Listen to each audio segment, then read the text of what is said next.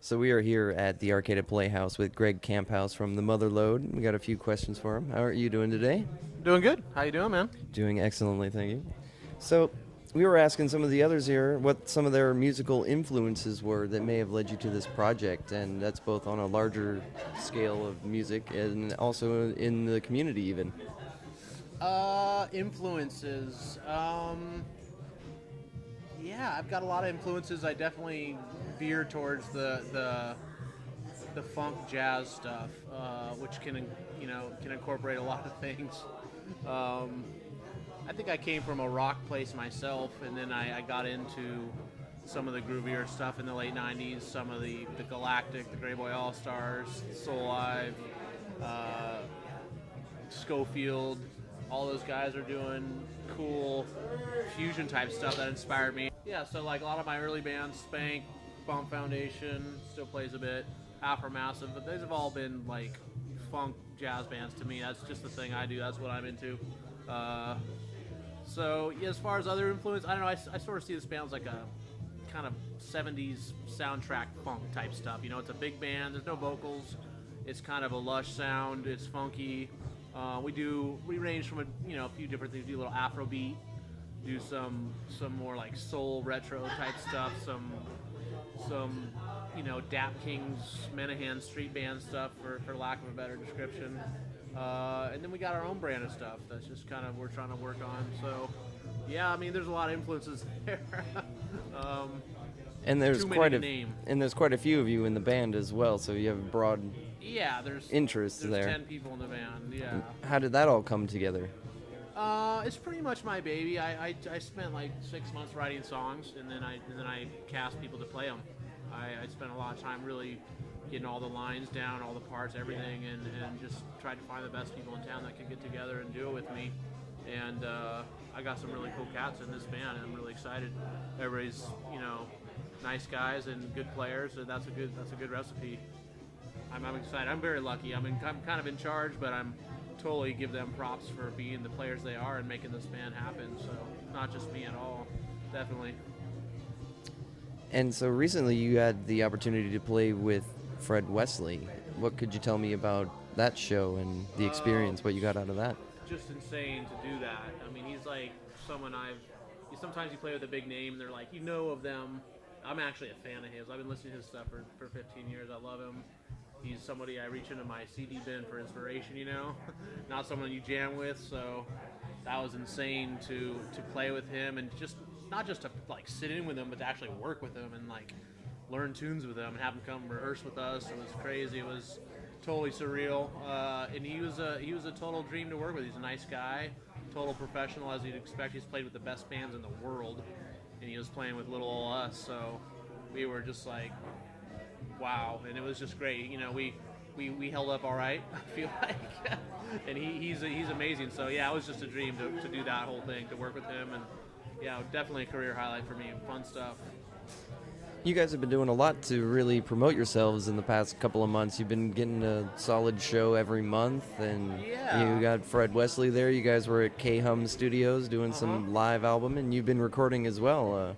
Yeah, it sounds like you're working on a lot with this Yeah, project. we're just doing the thing, We're doing I've been in enough bands to know you get to used to the hitting all the paces, the things you should be doing if you have a good band, you want to get out there. And we've got some seasoned people like myself and PC. We've been around the block a few times, so we know the circuit around here, and we had a good product here, and we were excited. So we're kind of pushing it a little bit right now, trying to get all the good gigs, trying to get some high-profile stuff out there. We're doing Oyster Fest this summer. That'll be fun. Some people will get to see us that have never seen us, I'm sure. And yeah, man, I think PC deserves a lot of credit. He's the one who's really kind of managing the band, so to speak. I mean, I kind of put it together, but me and him are a good team because he's doing the booking. He's doing a great job of that. He made the Fred Wesley thing happen, not me. I mean, he put it together, so props to him. So, as a first-time Motherlode listener, what would you say to people? What could they expect A first-time listener? as a first-time listener? A big danceable funk sound, I suppose. Big soul band, a big freight train of gritty funk. It's it'll grab you. It's not like a wimpy sound. It's not like a soft sound, you know. So it'll be fun. You know, you just got to hear it. Definitely. Well, thanks for coming down and doing Yeah. this interview with us, Greg. No It's always problem, man. fun. Looking for forward doing to hearing your show. Well, we're sitting here with Pete Ciotti from the Motherlode, and we were going to ask a few questions and see, who are some of your musical influences and inspirations, both in the community and in the bigger scheme of Outside of things? the Yes. Oh man, that's a loaded one because in the community there's so many great musicians and bands. I mean, and I've been here for almost 15 years in this community, watching it grow, and growing along with it.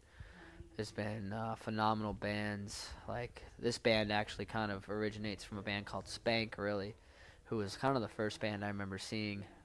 Dr. Jive Slice, Spank, those kinds of funk bands back in the day here. But there's like so many great bluegrass bands and rock bands. There's just been a great rock scene in Humboldt for so long. It's been really awesome. And you've primarily played in rock bands in the area as well. Yeah, so. I mean rock and funk and a little bit of all of it. I played with Nucleus for a long time. And then we changed the name to The Nucleus. And we played for a good decade around here and did everything from rock to funk, But, there's a lot of really, like I said, it's like you just go out to any venue. Like here we are tonight at the Playhouse, and we'll go to the Humbrers or the Jambalaya or whatever. Back when Muddy Waters was around, there was a really good jazz scene going on. And, you could go there any night of the week. It's a little coffee shop, and it would start out all jazzy and mellow, and you sit down and do your thing, and then by like 10:30 they pull out all the tables and chairs and become a funk dance scene. Everyone will be going off till like 1 o'clock in the morning at this coffee shop, So this scene is definitely it's evolved a lot over time. Communally, the influences are huge. It's hard to just rip off one name. I mean, there's so many.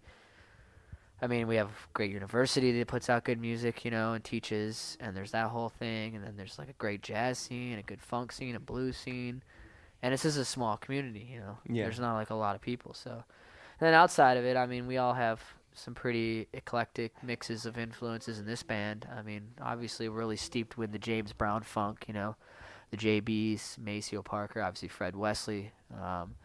That kind of thing, and we're steeped in a little bit of the Afro beat. The Fela Kuti started, basically, and it goes from there.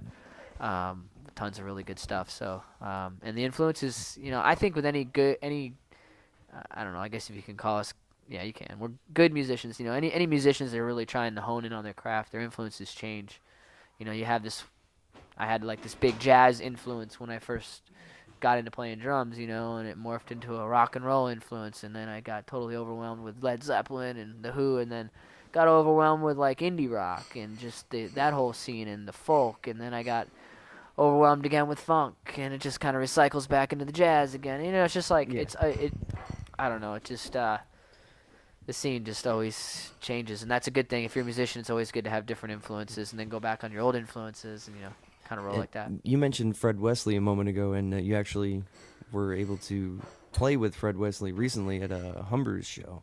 What can you tell me about that experience? What that was like? I'm still processing that one. We're only a month away from that show, and it was pretty incredible to play with such a legendary musician who I think everybody in this band, not just myself, but everybody in this band looked up to.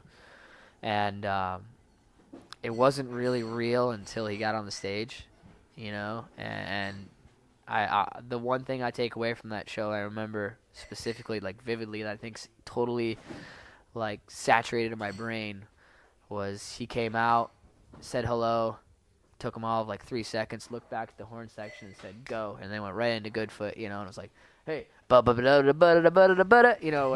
and it was just it was really surreal, just like how he was just like, that's how James Brown would have done it, like, hey, hit that shit, Oh, excuse my language. So it was really awesome to play with him, and I think he taught this band a lot, and I think his influence was in this band before we ever played with him, but like being able to get in our practice space with him, and then of course on the stage and playing a show with him, I think it really got our vibe and our mojo up, and we're really ready to kind of hit this thing and do this thing with Motherlode and really make it special, you know, and that's all thanks to his influence on the band, you know, and that gig. It was really awesome, man. I'm really honestly, I'm still trying to come up with the right words to process that show. It was just incredible. The community came out and supported.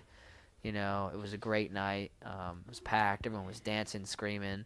And to see this, like, guy, you know, that comes out and he's just, all the ladies were, like, freaking out over him, you know, like he's a rock star, you know, and that's great, man. I mean, it's just awesome. Music just, it's incredible what it does, you know, and, yeah, we just had a really great night. It was a lot of fun. And we got a great recording, so we're really excited, yeah.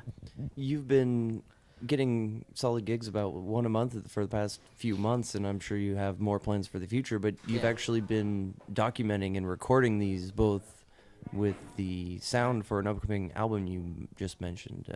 Yeah. What are your plans for all of that?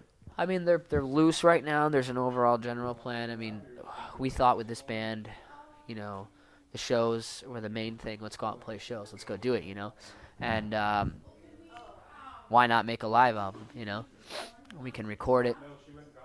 We have the capabilities of doing that with Pete, and we obviously with you guys filming, and we just have this chance to make a cool little media project, you know, happen organically. And that was kind of where I started with it. Was just like, I want to do something, you know, kind of organically and see how it evolves. So I really don't know what the final project's really going to be, but we've got a lot of really great footage.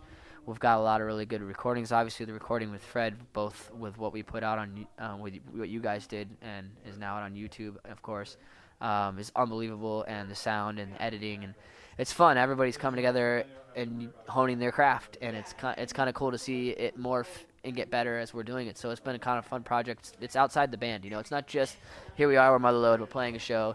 Here's our live music. It's about everybody else, like you guys honing your craft and doing what you're doing, and you know the sound guys and the recording and just the production of putting shows together. It's been a lot of fun. So I don't know what it's. I mean, obviously we plan on putting out a live record, and obviously we hope that Fred will be on that live record, the recordings we did with him. Beyond that, I really don't know exactly how it's going to take shape yet, but it's starting to come together more and starting to present itself to what it's going to be. And I think after tonight, we'll be done. We'll have everything in the can, so to speak, and we'll be able to move from there and, you know, see what we got. So, yeah. What do you think a first-time Motherlode listener should come to expect? The unexpected. No. I mean, you know, you expect to, if you like funk and you like to dance, then those things, we will accomplish that for you, hopefully. You know, expect fun, expect smiles, expect eye contact, expect a good time, you know. Get off the couch, put down the laptop, the cell phone, you know, get away from Facebook for a couple hours and expect a good time. Hopefully expect to see your energy lifted up. Expect to see musicians playing music and talking that language and having fun and just dancing and, you know, I don't know, expect fun. You know, that's all and that's, I know that's really generic, but like, just expect to come out and have a good time, and we expect to have a good time, and that'll be a nice little exchange, you know. And music, there's just the circuit, you know, and we all tap into it, not just the musicians, but the dancers and the listeners, and we're all tapping into that thing, and it's hard to like really define what that is, but it's fun. It comes down to fun. It really comes down to coming out, having a good time, and hopefully walking away with that fun buzz, and hopefully you can take it into the weekend if the show's like it is tonight on a Friday night, and it does something for you. I hope it does. You know, I hope that we're making people feel good. I think that's important. Well, I always know I look forward to the Motherlode shows. Good. I always have a good time. I enjoy the funk. Sweet. It's good to see people dancing. A lot of people come out and get together. Good times. Yeah, I mean, that's really what ultimately any show is about. It's not just Motherlode or whatever. It's just any musical show that you're going to. You're obviously going there for entertainment and be entertained and have a good time. But, you know, it's nice when you can walk away with something with a deeper appreciation, a deeper feeling, a positive feeling, you know, walk away. And I think we need, as a community, as a society, we need more of that. We always could use more of that. We can never get enough of that. And I don't think too much of that is a bad thing. I think that, if we got deeper about it, there's a lot of healing that needs to happen in this world, in 2013, the year that we're in. And, if music can do that on some small scale, then that's cool. And, I think it's important. Community is important. Music is important. I'm just looking at the Playhouse poster over here, and it's like music, theater, education, community. And I'm like, that touches on it all right there. That's what it's all about. Just bringing everybody together and being open to everybody else. It's important. Yeah. Well, I think you do a lot for this community that we live in right here, so I'd just like to put that out to you. Right on. Yeah. Yes, and we all appreciate what you're working on here. Likewise. I appreciate everybody and everything. I think that's important. And I appreciate the people that come to Motherlode shows. It's awesome to, people are listening. Listening is so crucial in our society. I think maybe a lot of people don't. I'm just talking right now. I should be listening, So I'll shut up and do that. Well, thanks for coming out here with us and doing this little interview with us. It's great. Thank you, guys. Thank you. I appreciate it. So we're here at the Arcata Playhouse. We're sitting down with Jesse Jonathan from the Motherlode, and we got a couple questions for him. How are you doing today? I'm really well, thank you. How about yourself, Don? Excellent, thanks. So one of the questions I wanted to ask you were, who are some of your musical influences and inspirations, both in the greater sense of music and maybe even amongst the local community? Well, that's a great question. A really broad answer. All my life I've really appreciated musicians that can bring together large groups and express cooperation. So as much as I enjoy a singer-songwriter and their ability to tell a tale, I love it when a large group comes together and cooperates, makes a big sound. So as a kid I listened to Harry Belafonte a lot. Saw him on the Muppet Show. Thought that was the coolest thing. And some classical music. Grew up listening to Tchaikovsky and Holst, really listening to the depth of those compositions. Of course, Beethoven, Mozart. And then, getting into like more music that I could relate to. Some Stevie Wonder. He became a quick idol. And the idea that, I don't know, it was the idea that you could do anything if you could find a group of people that could do it. When I learned how to start writing music, I realized that you really just needed to have the kind of people around you that can play the kind of music you want to write. So Frank Zappa was one of those people that I started watching how they did what they did, and Paul Simon as well, just watching how they did what they did, and just seeing how they get huge groups of people and where they're driving, where they're getting their inspirations from. So compositionally, those guys have been huge. And on a local scale, I would say that once I moved to Arcata, California, one of the first things that took my attention was Dr. Eugene Novotny and the Humboldt State Percussion Department. That just paved the way for me to understand more about what kind of a role I could serve in a large group. And from there, I've just been watching the different musicians come and go through this town, and there's been some staples that I've watched through the years, watched them grow, and fed my own inspiration off of players like Brian Swislow, players like Greg Camphouse. He's a great composer, great writer. He really digs deep into the funk. Pete Ciotti, solid player, has been for years. I remember watching him with the Nucleus way back in the day. Him and our good friend Pete Del Mullen, just really, really solid players, cool guys to get to know. So this whole scene's been really rich with just really deep funksters, people that are paying attention to the music and willing to listen and bring it out. Listen to cool charts, listen to old records, and listen to the nuances and write charts that are going to speak to that and make it kind of fresh, make it new. And you're also a very active person in this community. You're involved in many projects. Samba More, for example, would be one great project that you're involved in, and I've also had you've been involved in the North Country Fair and the parades every year, and to me that's one of my favorite things every year in this community. So but now working with Motherlode, how did you become involved with that project after all the other projects that you were involved in? I would say that the way that I got into participating in Motherlode was just by being in different projects with, say, Greg Camphouse. As a band leader, I think he really knows how to pick out players that can do what he wants them to do. And so the fact that he was giving me a chance to play baritone sax, I mean, this is a really new role for me to serve. I'm mostly a percussionist by trade. I really appreciate the sound of a good horn section, and I've always wanted to participate in one. So I started training on the instrument, and when Greg, I don't even know how he found out that I was playing, and maybe he saw me practicing or playing with Samba more out before I was actually ready to be playing out or whatever, but he still said, hey man, you should come learn some funk, you know. And he gives me an opportunity to play saxophone and to play percussion in this group. So it's a great fit for me. I really love the music. I really love the fact that if we can, we'll get a dance floor jumping all night long, and it's really one of the main reasons I play music, is to affect people in a positive way. And recently, speaking of the horn section, you reminded me about the last show that you did at Humber's. You had the pleasure of playing with Fred Wesley. Pleasure, honor, yeah. Honor of playing with Fred Wesley. And what would you tell me about that experience, what you took from that? Even if I had just shown up to the gig and played the show, I would have been amazed at the presence that he as a player had, the ear that he had, the way he was able to command a stage.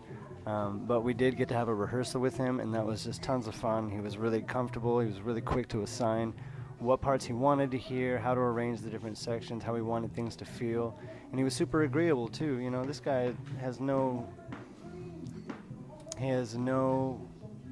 arrogance to his presence that I could feel at all. He really finds absolute joy in this space that he gets to hold and share with a bunch of other musicians that have enthusiasm for the music, at least. You know, at least we're there to play some music, and he'll vibe with us on that level. And he really had a good time with us, I think. You know, I was really honored that he did a workshop at HSU that was really insightful. We got to listen to him play for a little bit with some of our friends, and then he just sat and answered questions.